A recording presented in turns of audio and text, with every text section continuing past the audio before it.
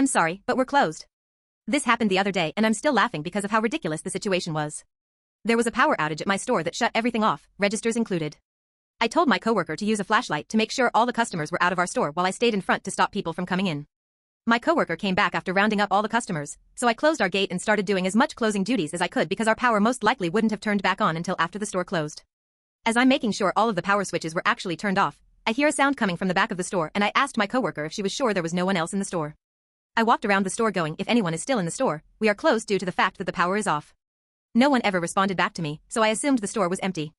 I go back to the front to finish up, but I still could not shake off the feeling that someone was in the store. My coworker joked that it was actually our resident ghost that we dubbed as Walter, but as a scaredy cat, I did not want to listen. I made sure everything was locked before I headed to our back door. As I'm walking back, I heard a small laugh and I paused. I stared at my coworker and I asked her, nearly in tears, if she laughed. Maybe she was laughing at the way I was limping or how my hair bun was shaking every time I moved. Anything. I just wanted to know that it was her that laughed. She looked at me and thought it was me.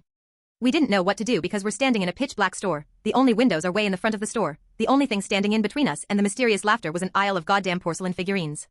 She's pushing me towards the sound. I'm pushing her back.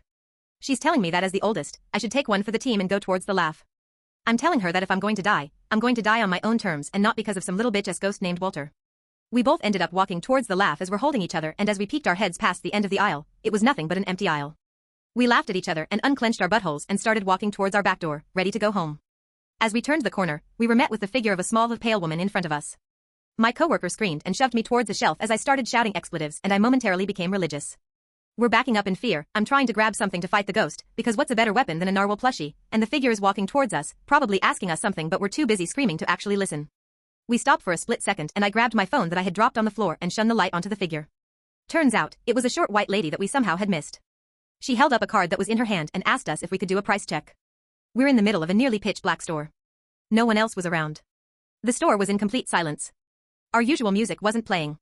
The lady used her phone to shine the light on me and we're standing there staring at each other. I was the first one to break the silence. Do you normally shop in the dark? I asked. No, but I didn't want to complain. I just thought you turned off the lights to save energy. I'm not really sure what you millennials are doing anymore. Ma'am, we're closed.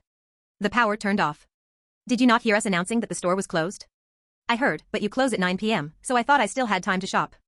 Can I still buy this card? I'm sorry, but no. Our registers are shut off. So what does that mean for me? You can't buy the card. Why not?